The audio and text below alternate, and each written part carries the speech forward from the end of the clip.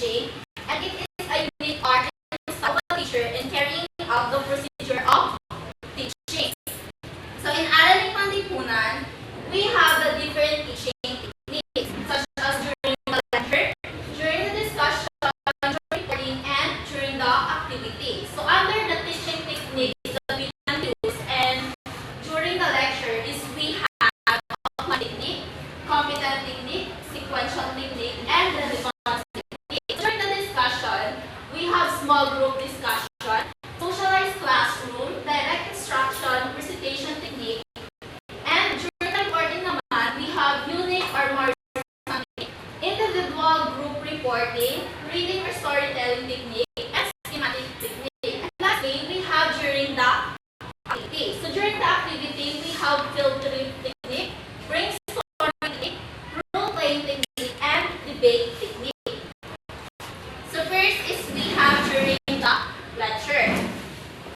So during the lecture, we have what we call outlining technique. So in outlining technique, you are creating a piece of writing, such as in writing essay, during the end, research preparation.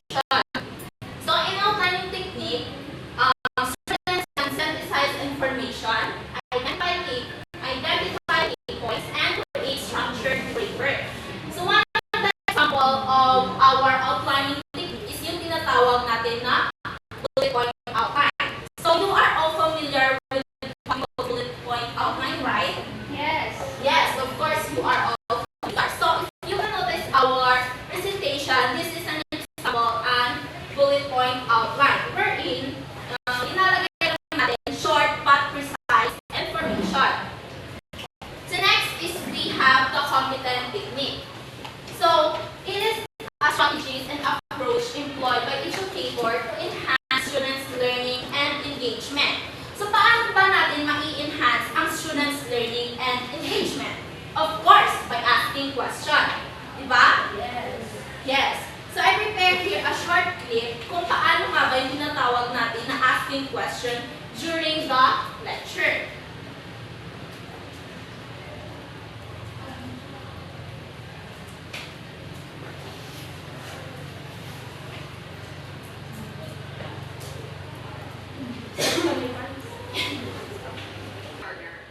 So this is an example of competition It's kind of technique. like deeper than the other one. It's saying that's like coming from the heart, so like this, and it's like saying more than the other one.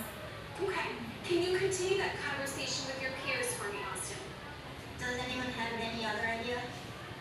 Keegan? I was thinking as in like your heart controls your body, so you can have words control you too.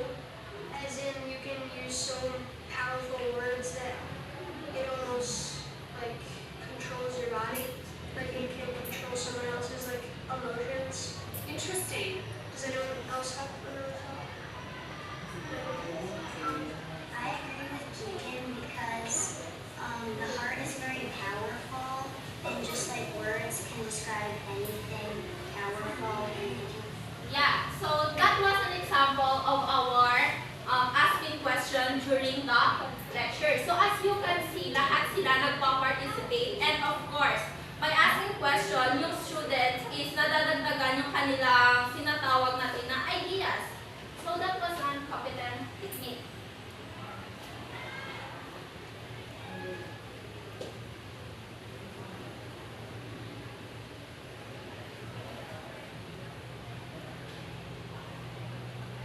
So next is we have the sequential technique. So who can read? Yes, Gino? Universal strategies for methods that deliver content in a logical form. Yes. Content in a logical and organized manner. So one of the example of our sequential technique is yung tinatawag natin na lesson planning.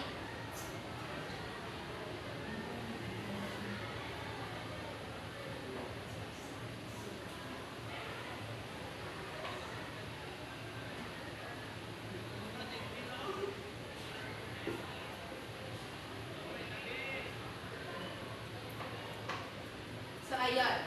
So one of the example of our sequential technique is yung tinatawag natin na lesson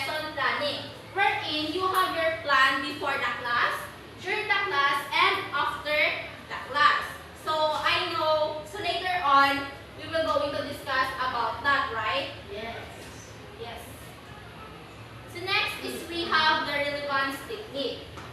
So connecting the lecture content to real-world examples and application helps students see the relevance of the topic. Sabi nga ni Ma'am Tonel, always connect your topic to a real-world situation. And of course, your example will be based on your students and of course your lecture. That's it. So I prepared here a short clip regarding our relevance technique.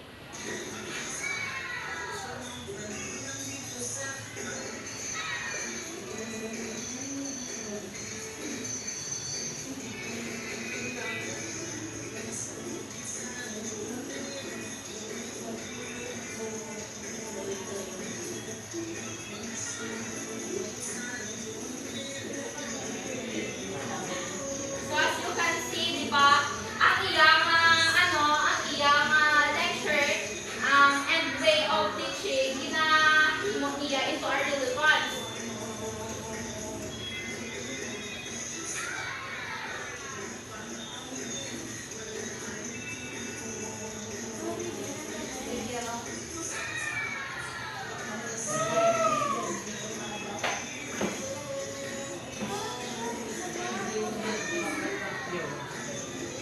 So, Mina, gets nyo na ba ang relevance technique? Yes.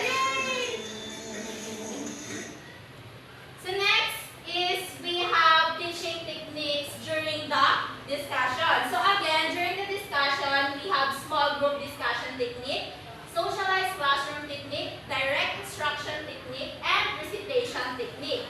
So I'm encouraging everyone to please listen carefully because later on we will having our short activity. So first is we have small group discussion. So it is designed to encourage active participation, promote collaboration, and ensures that everyone's idea is being heard and a small group. So one of the example of our small group discussion is yung tinatawag natin na jigsaw. So in jigsaw, participants are divided into small group and each group is assigned a specific topic. So for this morning, gagawin natin yung tinatawag natin na jigsaw. So I will be divided you into a small group. So this will be our group 1 and this will be our group 2. So our mechanics will be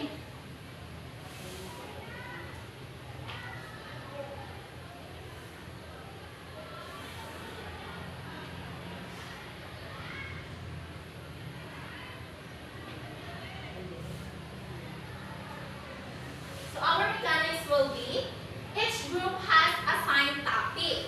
Write 6 ideas about the topic and you only have 2 minutes to prepare your topic and select one representative to discuss your ideas. So your topic will be what is your ideal social studies teacher. So your 2 minutes starts now. Group mo na kapag this will be the group 1 and then makatag ka mo sa 6 ideas about your ideal social studies teacher. So ayun. So your 2 minutes starts now.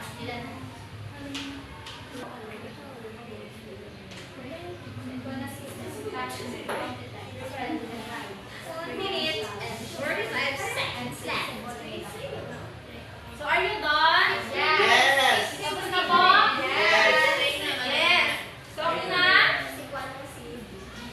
Start na naman guys. So ano na? Sino na yung group 1? Did you wait for a second? Gino.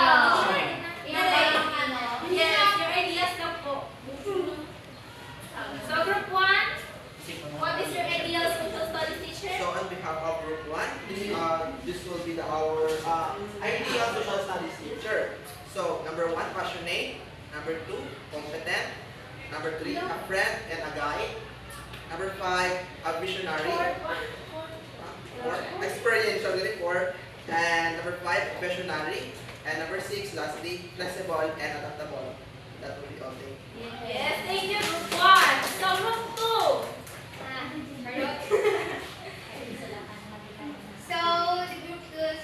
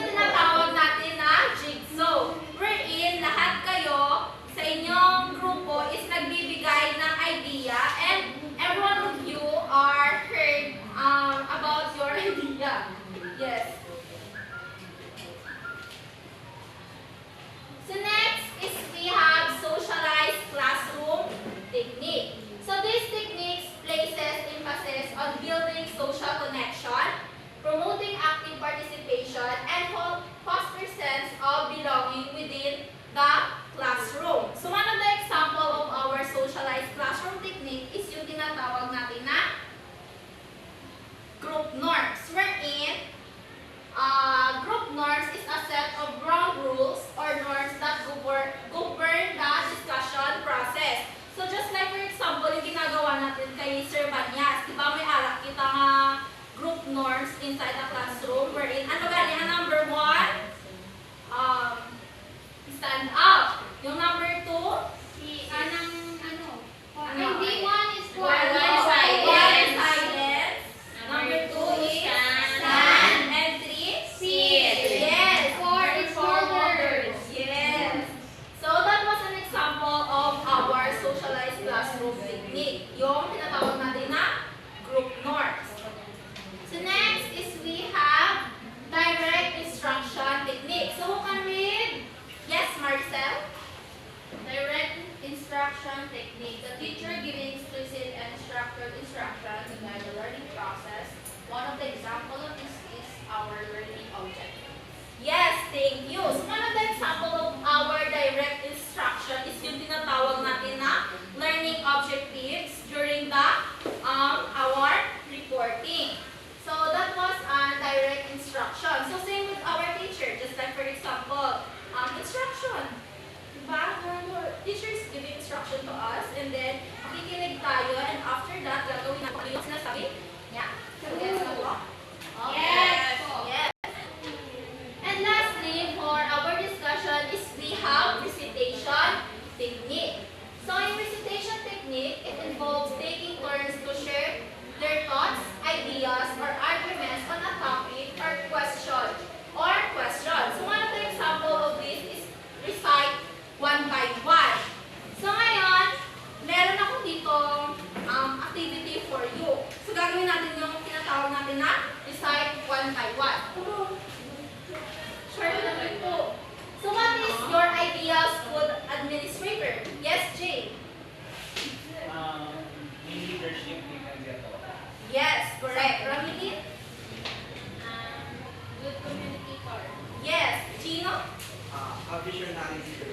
Yes. Ubus. Lisa? A guide and a friend. Yes. Maricel? Yes, Maricel? Yes, passionate. O, sino pa? Yes. Committed. Yes. Thank you. And so on. So that is an example of our recitation technique. And lastly, we have our teaching technique during the reporting that we can use. So first is we have unit or Morrison technique. So who can read? Yes? Lilian? Unit or Morrison technique. Unit or Morrison technique. Involves reporting numerical data along with the corresponding unit to provide context and facilitate. Yes, so I have here the example of Morrison technique. So this is an example of Morrison technique. So yung Morrison technique na tinatawag natin is magagamit natin sa subject natin na economics, wherein lahat naman dito is the data presented. The data or yung mga numbers. Just like for example, sa financials. And ano pa yun? Sa ito na macro pala, na ano sa ginatawag na ito na Morrison technique. So gets na po? Yes. Yes po. Thank you. So next is we have individual or group reporting technique. So who can read? Yes, Lizelle? Individual or group reporting technique are reporting that based on the nature of the task and the context of it, both individual and group. Yes. So I know you are all familiar with that, right? So palagi natin yung ginagawa sa IDO or education. Education. So individual or group reporting technique. So depende ito sa topic na naka-assign sa atin kung gaano kahaba or gaano ka-broad ang topic. So this is the example of group and reporting. Individual reporting and group reporting. So I know you are familiar with that. Oh, diba? Kita nyo? So hindi ko na napag-usapan ng individual and group reporting. So next is we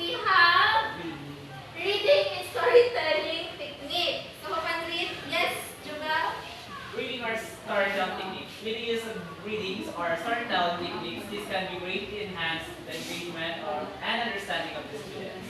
Yes.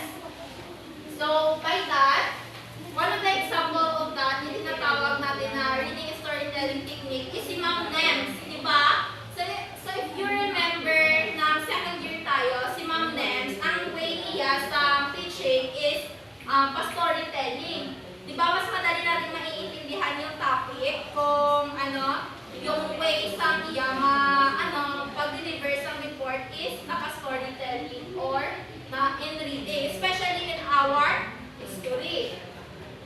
And lastly, we have schematic technique. So, who can read?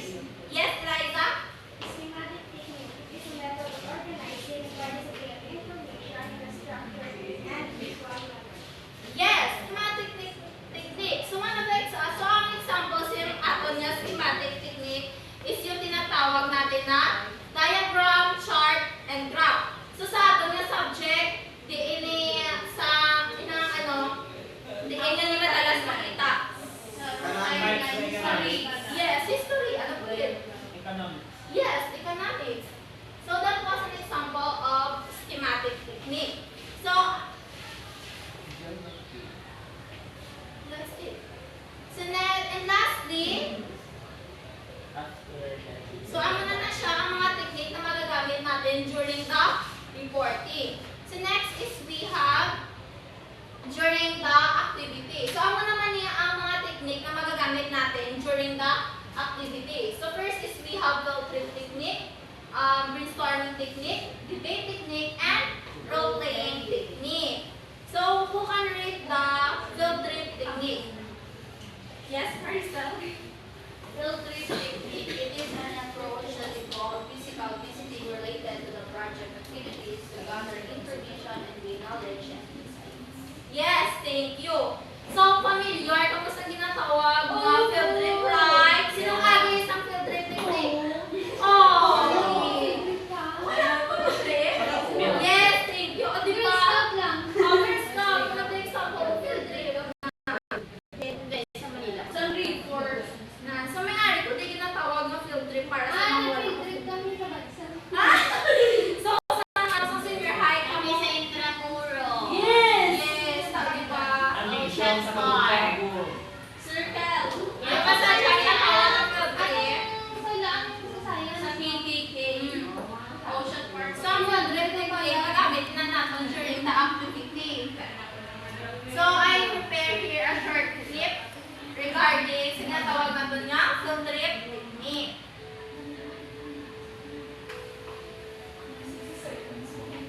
In education's accountability era, things that don't boost math and reading scores have fallen out of favor. That includes field trips. But is this really much of a loss? After all, most of us can recall a field trip that seems more like a loss than a learning experience. That's what makes the pioneering research by my friend, University of Arkansas professor Dave Lee, so compelling. Using a gold standard random assignment methodology, Lee has studied the impact of museum visits and trips to the theater to see a Shakespearean play. We found that these field trips had a significant impact on knowledge retention. Remarkably, we also found that such trips similarly boosted students' tolerance and empathy. Why? Lee suggests these experiences help students register things in ways that they don't in a classroom setting. Lee's work is a valuable argument. So, that's it. Experiences which is a Sinaalam niyo na ba yung field trip? Opo. Yes. So, next is we have The value of your grades. next is we have brainstorming technique. So, brainstorming technique is a popular method for gathering creative and solution and a group setting. So, kanina sa ating jigsaw, di ba, nag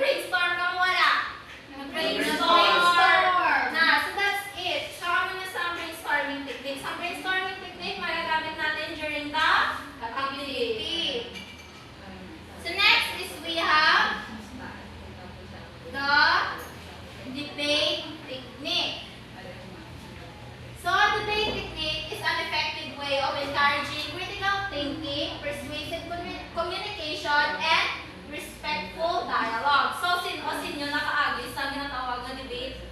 Kami yung binigay. Oh, meaning. Yes. Yung magin.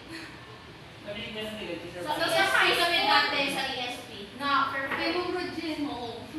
So, So, di ba, familiar naman. So, I have here a short clip regarding about debate technique.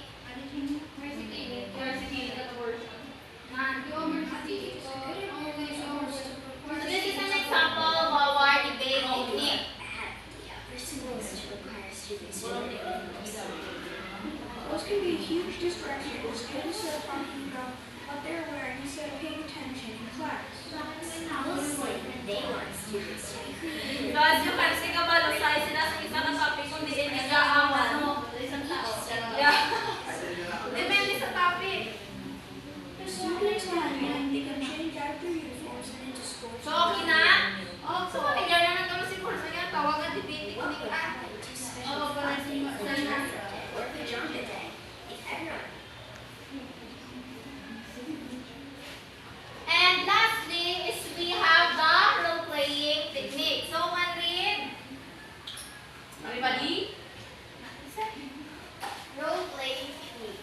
With the use of reading or storytelling techniques, this can be greatly enhanced engagement,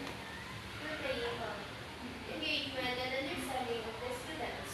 Yes, role-playing technique. So, you are all familiar with our role-playing technique, right? Yep. So, sabi niya subject handa ay sino pa lang Kay Sir Banya. Yes, kay Sir Banya. So, nagana sa topic. Visualization goals. Yeah. Oh. So, during the activity, magamit natin ang role-playing technique. Sabi na sa picture ako sa role-playing technique. And that would be all. So,